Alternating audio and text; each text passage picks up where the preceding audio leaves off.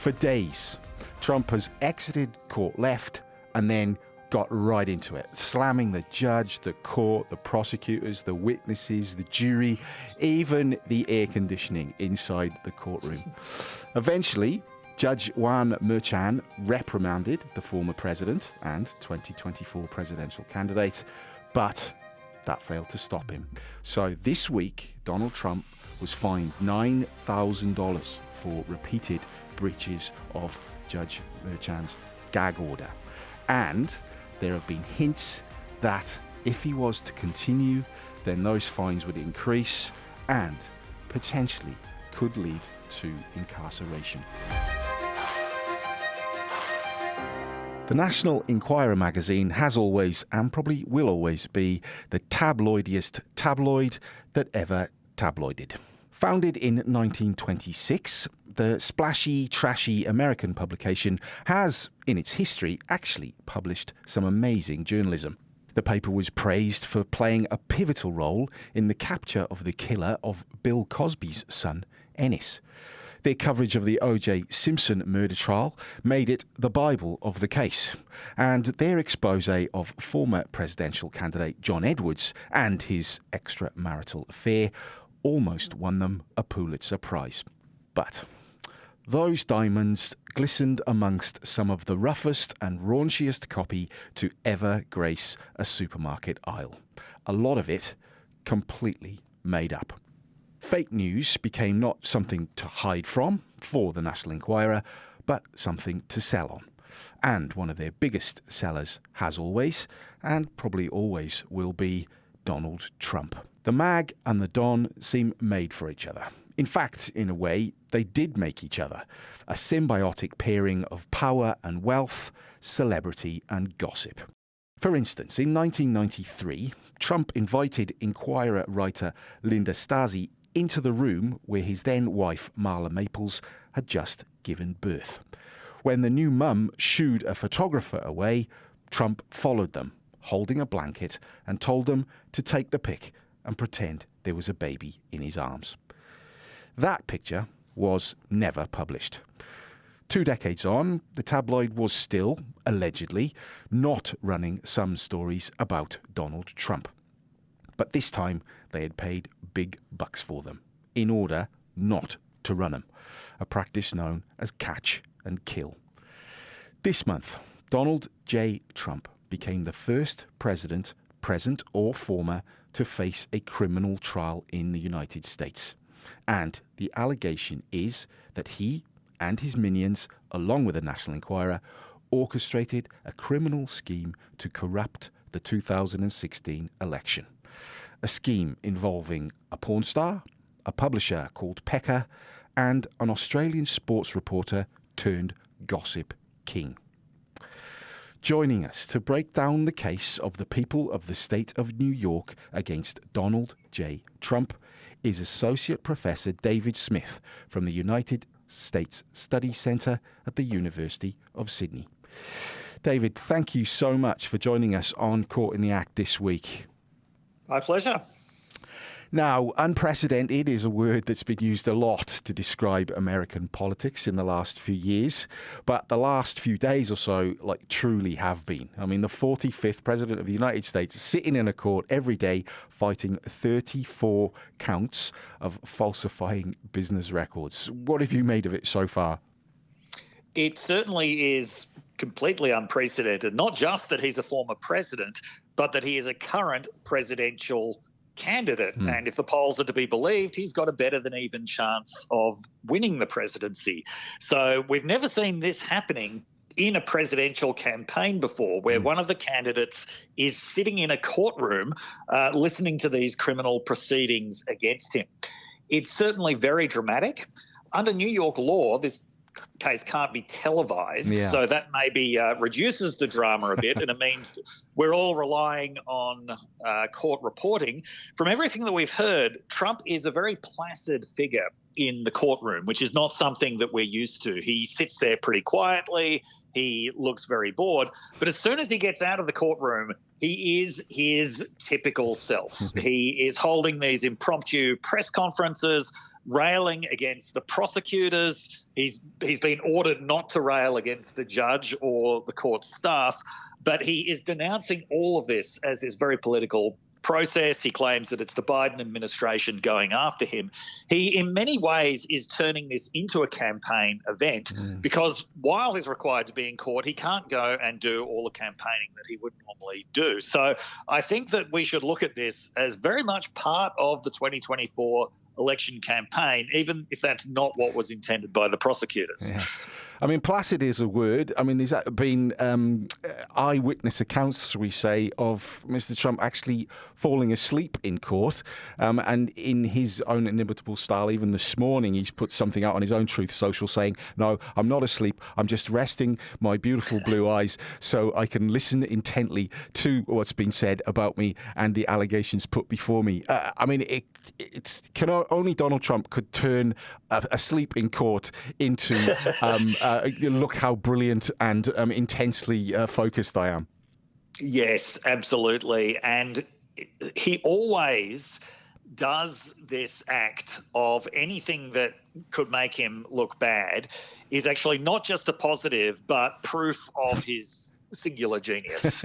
And this court case is not going to be any different. His social media activity, if anything, has really ramped up. He has been ordered, as I said, no longer to attack the judge or court staff or witnesses or jurors on social media, but his social media output has been absolutely prodigious during this trial. Yeah. So, in some short form, in 2015, having nominated as a potential candidate in the 2016 US election, Trump invited his friend and National Enquirer publisher David Pecker for a meeting at Trump Towers. Also in attendance was Trump's former lawyer and fixer, Michael Cohen. At that meeting, Pecker agreed to be Trump's eyes and ears for the campaign, running negative stories about Trump's political rivals, as well as buying up negative stories specifically so they didn't hit the newsstands, the so-called catch and kill campaign. The stories that were subsequently snared and disposed of allegedly included a doorman claiming he knew about an extramarital baby that Trump had fathered, cost $30,000. Playboy model Karen McDougal, who claimed to have had an affair with Trump, cost $150,000.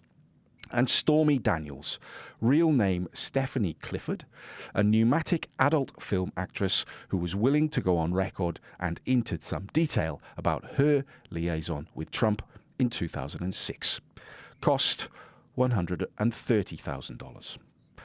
Prosecutors allege that Cohen was tasked with paying that price to Ms. Daniels for her to keep quiet, with her tale set to drop just after the infamous tape of Mr. Trump was aired, which caught him bragging that he could sexually assault women because he was famous.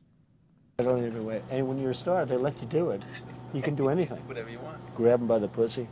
Following Trump's shock election win, Cohen was allegedly repaid by several checks, and those were listed in Trump's business records as legal services. Prosecutors say that was a lie, that was a cover-up, and that was a conspiracy to sway the 2016 election. This case is about a criminal conspiracy and a cover-up. The defendant, Donald Trump, orchestrated a criminal scheme to corrupt the 2016 presidential election. Then he covered up that criminal conspiracy by lying in his New York business records over and over and over again. Trump's attorney, Todd Blanche, of course, denied all the charges. And, of course, Trump has repeatedly had his say. We're being tried for something that's not even a crime. They say at most it's a misdemeanor, but there's no misdemeanor either. David, if this wasn't being heard in a Manhattan court, you could be forgiven for thinking it was one of those National Enquirer specials. But this isn't fake news. This is real. And this is serious, like felony serious. Yeah, so the big task of prosecutors is going to be convincing the jury that this whole story, which is quite outlandish, quite entertaining when you're watching it from a distance, really does amount to a felony crime. Now, the fact that Trump falsified business records, I think that's going to be fairly easy to show. They seem to have quite a lot of evidence of that. But that in itself is usually a misdemeanor crime. It's not something that would send somebody to jail. What the prosecution is saying, though, is that this is a lot more serious because of the fact that it was done in the service of fraudulently interfering with the 2016 election. That the reason why these falsely classified payments were made was to affect the outcome of the 2016 election. And therefore, it's not just falsification of business records, it's falsification with intent to commit fraud. Fraud against New York election, fraud against federal election, fraud against New York state tax law. Now, actually convincing the jurors of the seriousness of this, that I would say is going to be the major task for the prosecutors. And that's not as straightforward as just showing that there was falsification of business records. And one of the things that this case could turn on is really how serious jurors think that this is. The prosecution is describing this as a conspiracy to sway the 2016 election. Trump's lawyers are saying there's no conspiracy here. This is just democracy. He was a presidential candidate. He has the right to try to influence an election. And these meetings that took place between Trump and David Pecker, that's all completely legal. That's not a conspiracy at all. So the prosecution is certainly emphasizing that this is a lot more serious than it looks. Like, yes, it just looks like a tabloid story, but actually it's about very high-level fraud. Trump's team of lawyers are going to be arguing that there was nothing fraudulent about it, that there was no improper interference in the election, that, this is something that any politician might do. And two things strike me. First, that exposed Hollywood tape that I just mentioned, that was a bombshell when it dropped, but it didn't. And a lot of people thought, well, he's coast. He's never going to win now. He did. So what's more serious, that tape or the fact that he might have had a liaison with a porn star, 10 years prior?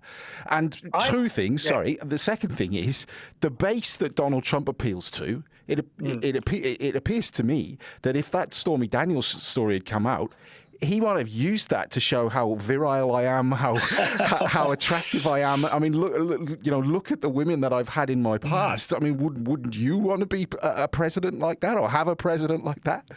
Yeah, these are complicated questions. I personally think the Access Hollywood tape was a lot more serious because what it was describing was sexual assault. Yeah.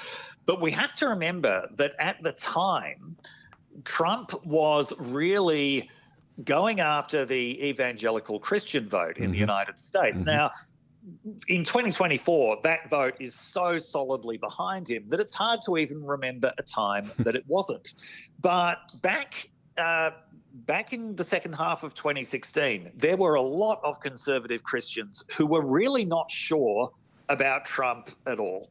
And if this had come out that he'd been cheating on his wife with a porn star and paying her hush money, that might have been enough to turn some Christians who were already a bit worried about him off altogether. Now, as it turned out, that story never came out. There was also this very important thing that happened in 2016, which is that Justice Antonin Scalia died. And Mitch McConnell, the Senate leader, refused to actually let Barack Obama's nominee even have a hearing, which meant that the presidential race was now a race over the Supreme Court, among other things. And Trump promised, I will appoint judges who will overturn Roe versus Wade. I will appoint reliably conservative judges. And I think that, in the end, is what got him over the line with those conservative Christian voters. This certainly wouldn't have helped his cause. I think it's impossible to say now what effect it actually would have had on the election. I think you're right. There certainly would have been Trump supporters who would have thought, yes, this is great. This is the kind of man that we want. But he was trying to appeal to quite a broad coalition. So I think it's impossible to say how it actually would have affected the outcome. Whether this would have changed the election outcome is not the subject of the trial. I think it's something that will get talked about a lot. It's not the responsibility of prosecutors to show that this would have actually changed the election outcome. What they're trying to show is that Trump intended to affect the election outcome by falsifying business records to cover up these payments. So, first up, in that Manhattan court earlier this month, 4 days of jury selection. 18 jurors and a system completely at odds with that in Australia and Western Australia. Here, of course, no details whatsoever of a juror is revealed or allowed to be published. No one is allowed to approach, let alone discuss or interview a jury member. But in Manhattan, the jury is poured over one by one, with Fox News even predicting the outcome of the case based on the details that were released about the jury before a skerrick of evidence had even been heard. Charlie, I think at this point we can say it's not going to be an acquittal. I think the most Trump can hope for was a hung jury with one person holding on. After the opening statements came the first witness, David Pecker. Pecker told the court he did buy McDougal's story to prevent it from interfering in the 2016 election to benefit Trump's campaign. Pecker said he believed Trump wanted to kill stories for that campaign. He said he was certain he would be reimbursed by Trump. He said Trump thanked him.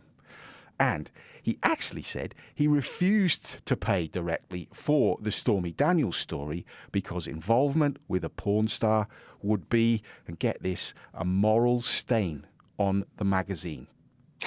The same magazine which published a picture of Elvis in his coffin on the cover. David Pecker is a key witness because his testimony potentially directly links Trump with the money and Pecker and the deal.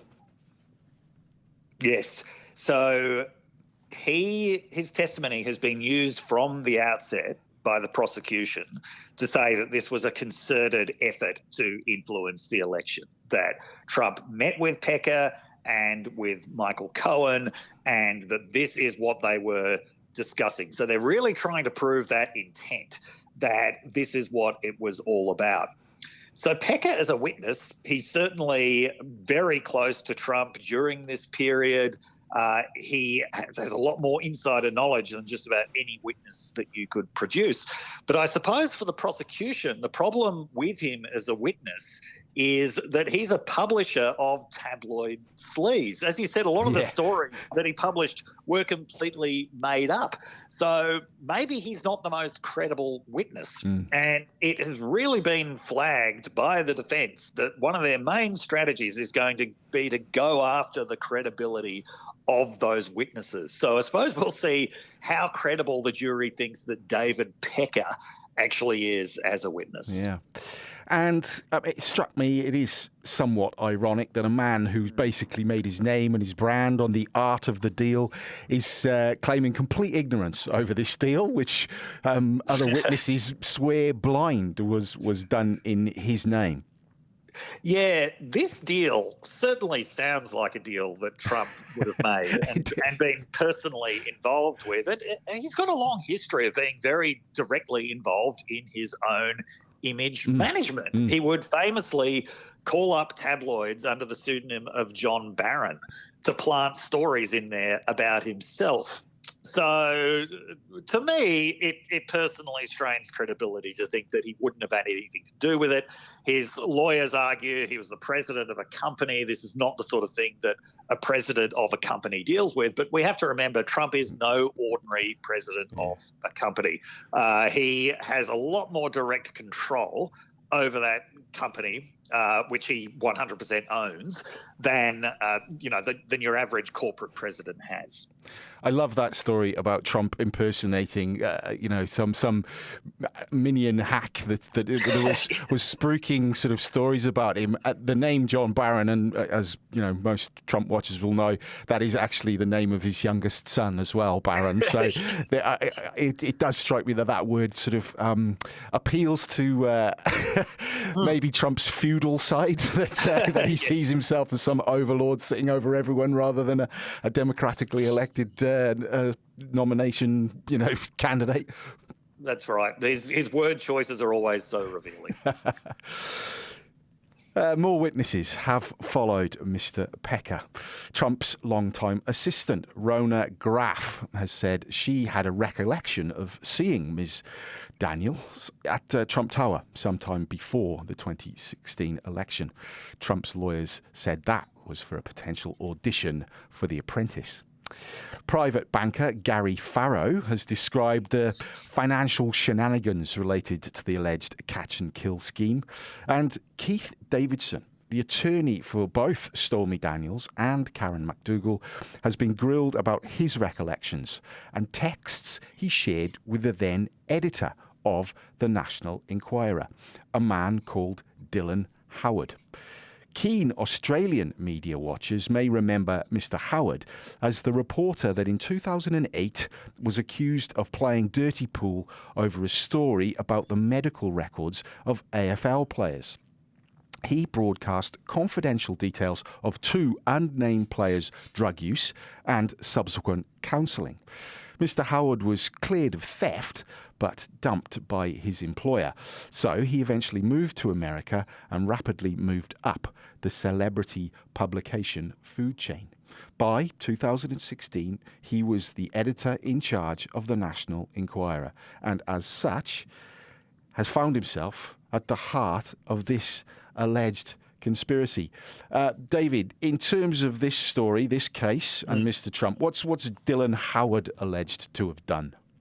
Well, according to David Pecker's testimony in court, Howard was the negotiator of a lot of these deals. So it was Howard who negotiated the deal with Karen McDougal. He, among other things, he had to assess whether these stories were true or not. And so he believed that Karen McDougal's story was true, and Pecker, as a result, paid $150,000 for that story to be killed. Now, he was also talking to Stormy Daniels, but this time Pecker didn't want to pay himself for this because, she wanted $120,000. She said that she already had offers from the Mail and Good Morning America. And Pecker said in court that I said we'd already paid $30,000 to the doorman. We'd already paid $150,000 to Karen McDougal. I am not a bank. And that's the point where Pecker advised that Cohen should actually pay Daniels for the story in order to take it off the market. So whereas the rest of these catch and kill episodes, it was the National Enquirer who was doing the payment in return for inside stories and publicity from Trump. This time, through the intermediary of Dylan Howard, it was actually Trump himself who was paying the hush money. And you mentioned credibility of witnesses earlier.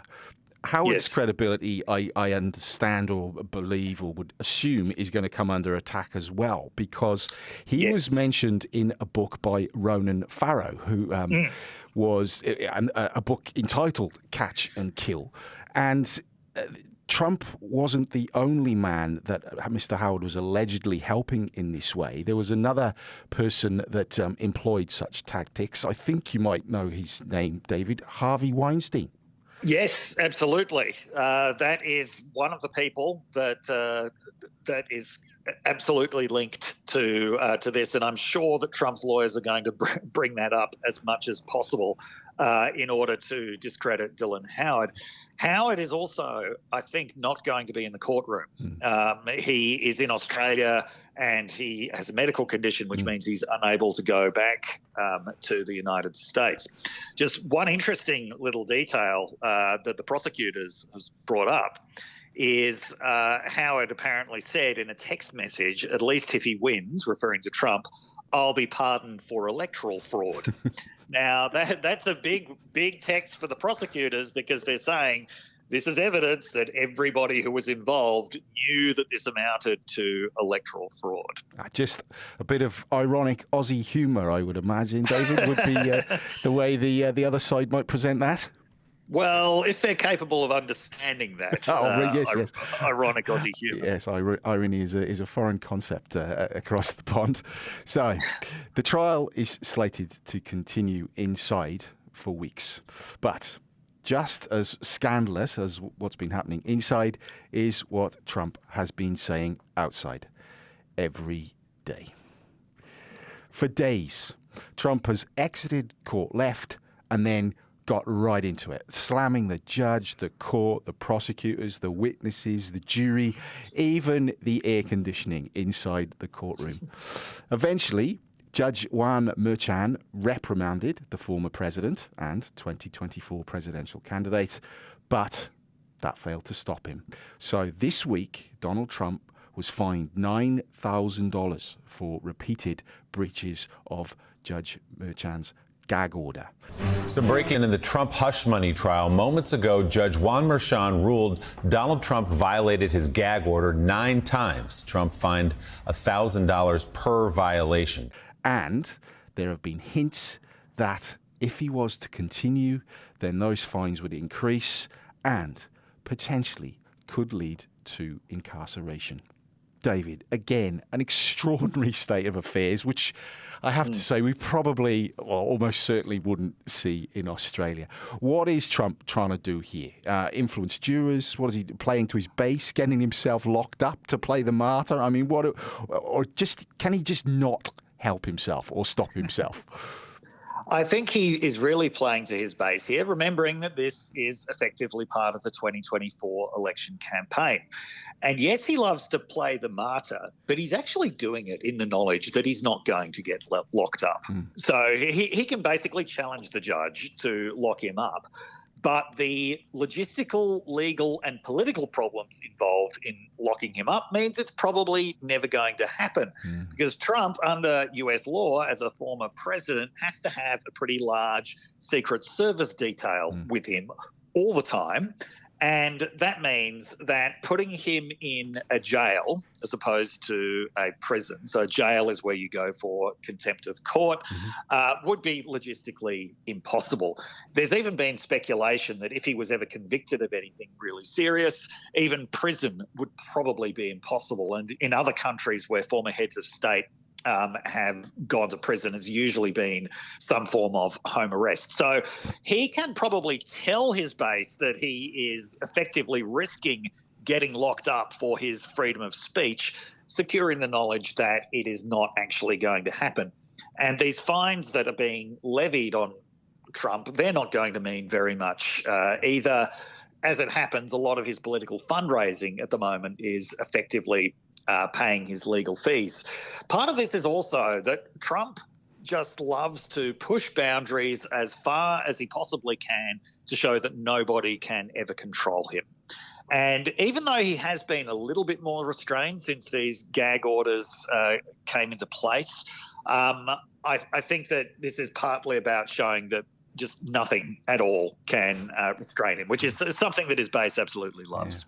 Yeah. It conjures a wonderful mental image of Trump in one of those sort of run-down lockups with, 3 men in black either side of him with shades and earpieces in saying, he's locked down, he's not going anywhere. But more seriously, I mean, it is... Trump has always challenged everything, including the rule of law and the justice system in itself. He constantly monologues about how this is, electoral fraud in itself, and Biden's trying to prevent me from running, and it's a challenge to the ordered system of things, isn't it? It really is. Because one of the principles of the rule of law is that nobody is above the law, no matter how powerful they are or have been.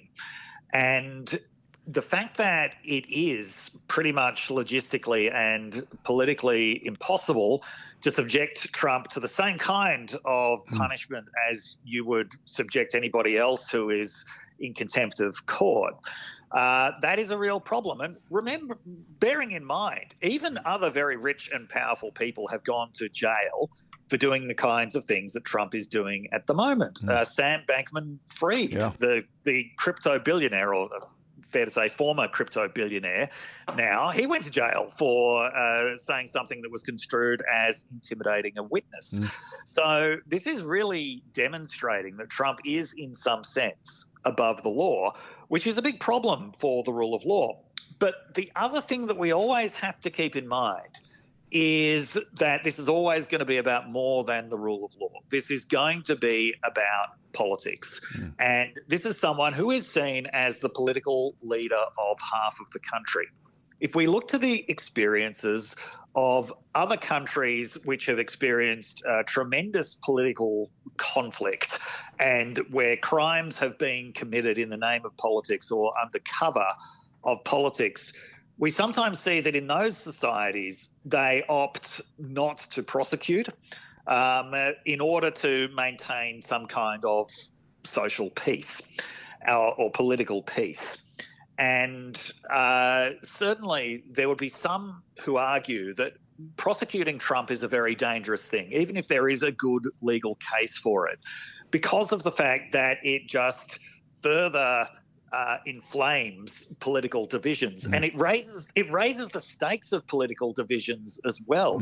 It means that this election could well be about the issue of whether Trump is going to go to jail or not, whether Trump is going to face some kind of criminal punishment or not, which makes it an incredibly high stakes election for him, and also for a lot of his supporters. So I mean, we're probably going to require years of historical hindsight to know whether or not this prosecution was a wise thing, to know whether or not it would have been better to try to uphold the rule of law, or whether it would have been better to seek political peace.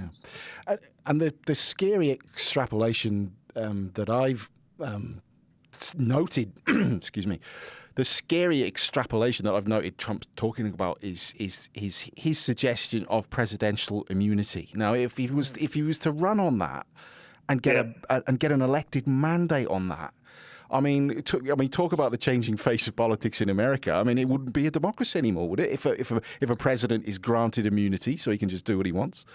Yeah, and this is being argued in the Supreme Court at the moment. Trump's lawyers are arguing for absolute presidential immunity, that a president can't be prosecuted for a crime at all, no matter what they do.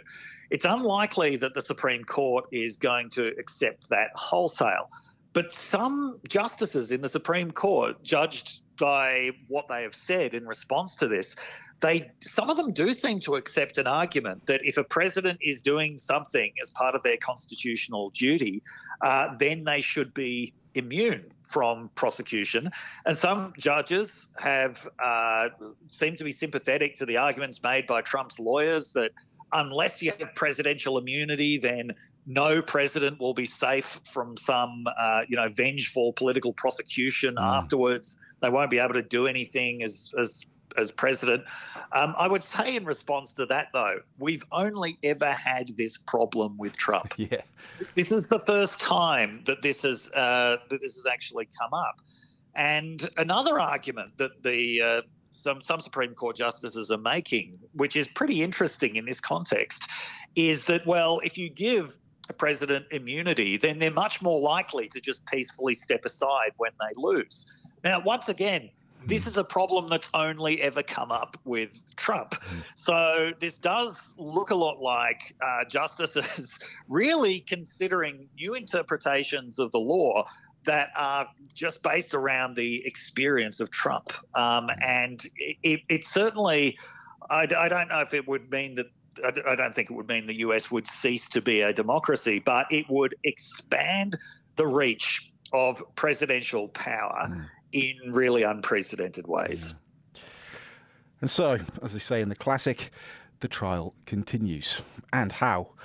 Still to come is superstar witness Michael Cohen, the fixer who found himself in prison after working in the shadows for Trump for years.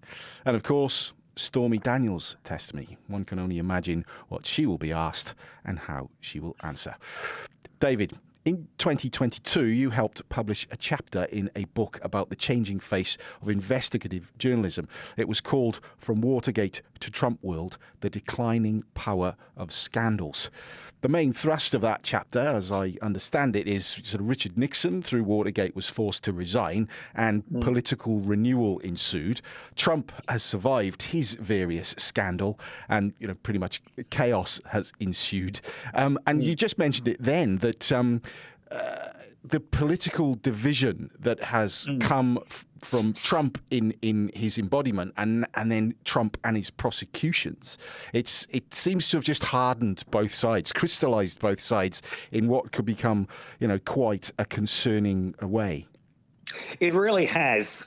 In the end, there were Republicans who were prepared to turn against Richard Nixon, although he was quite popular with the Republican base right up until the end. The other difference is Richard Nixon ultimately was prepared to fall on his own sword. And if we think about the nature of political scandal very carefully, just about everybody who loses their job or is forced to resign or their political career ends as a result of a scandal, nearly all of them fall on their own sword. Nearly all of them realize they're in an untenable, humiliating situation and that there's no way they can go on. This will never happen with Trump. He will never concede any kind of wrongdoing for anything. He will never back down, never apologize, which is one of the things that his supporters absolutely love about him and see as a major strength, even when it's in the context of a criminal trial. I saw a very interesting legal observation about this trial, which is that Trump's lawyers are not using the same kinds of tactics that criminal defense lawyers usually use. It's kind of a cliche that's familiar to all of us from television, that lawyers will often say things like, the issue is not whether my client is a good guy, the issue is whether he is guilty. Or they will, they'll concede to some kind of wrongdoing by their client, but they will make the point that it doesn't, it's not the specific criminal offence that they're on trial for. Now, those kinds of tactics are off limits to Trump's lawyers. Trump essentially insists that his lawyers act like campaign spokespeople and that his lawyers always claim that Trump has never done anything wrong. And that's exactly what they are saying in this case as well. Not that the prosecution has failed to reach the very high bar required for showing that this is a felony offence. Instead, they're saying, no, Trump has done nothing wrong at all, which is kind of a risky strategy. I think that the case that the prosecution is making is very complicated, and this trial's going on for a few weeks, so the jury is going to see it all. That they'll make it as strongly as they can, but nonetheless, it's pretty complicated. It's quite complicated to explain, and it wouldn't surprise me at all if there was at least one juror who decided the prosecution is drawing too long a bow here. They're drawing too many connections that aren't here. However, while this is going on, Trump is behaving pretty badly outside the court. He is constantly being reprimanded by the judge for his behaviour. The judge is telling his lawyer that his lawyer is losing credibility because of the very shaky arguments that he's making against the gag order. Some part of me thinks that Trump's biggest danger is the danger that he poses to himself. During the defamation trial of Jean Carroll, this was the same problem. Defamation is a hard thing to prove in the United States.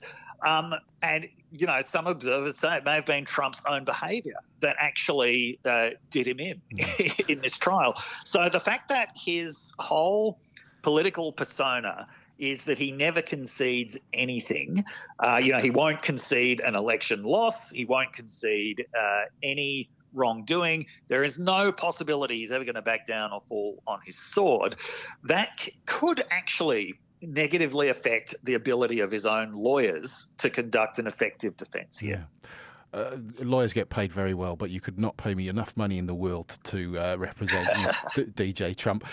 And if he's acquitted, obviously that will play to his strengths. He'll say, I beat the man, it was all a conspiracy, you know, they never should have brought it, and look how great I am. If he's convicted, though, it strikes me that could firm up his political base even further, because then he can say, well, look, you know, they've come after me. I told you this was going to happen. And, you know, infamy, they've all got it in for me.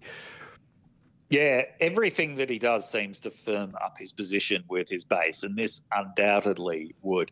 The big question is, how would the few people who are undecided, the middle voters, Trump, the swaying voters, at this point respond? And bearing in mind, we're looking at an election with two historically unpopular candidates. This election is probably going to be decided by people who dislike both Trump and Biden, but dislike one of them enough that they will come out to vote against them. There is some survey data that indicates that if Trump were actually convicted of a crime, that a majority of Americans would see that as disqualifying him for higher office. And I think that he and his campaign and his legal team would be worried that this could just be a bridge too far for a lot of people. That this is not an allegation, this is an actual conviction. However, in the past, we've seen survey data that, suggested that things that Trump had done had been disqualifying. We saw that immediately after the Access Hollywood tapes came out. We have to remember that there was a period of a couple of weeks when there were all kinds of Republicans saying, this was too much, I can't support Trump anymore. They were hoping, they were maybe even expecting that after this, he would step down from the nomination, but he didn't. And that's what set the pattern for everything. And then Republicans swung into line behind him. There were a lot of Republicans who said that if Trump wouldn't accept the results of the 2020 election, then they could no longer support him. And in the immediate aftermath of January 6th, there seemed to be a lot of Republicans who had completely sworn off Trump. But within a few years, they'd all come back in line behind him. So whatever people say in surveys about being convicted of a crime would be a disqualifying thing, it's not necessarily how they're going to act when that thing actually happens. And this is known to survey researchers as social desirability bias, which is people give answers that they believe are the socially acceptable answers. So, of course, someone who's convicted of a crime shouldn't be president.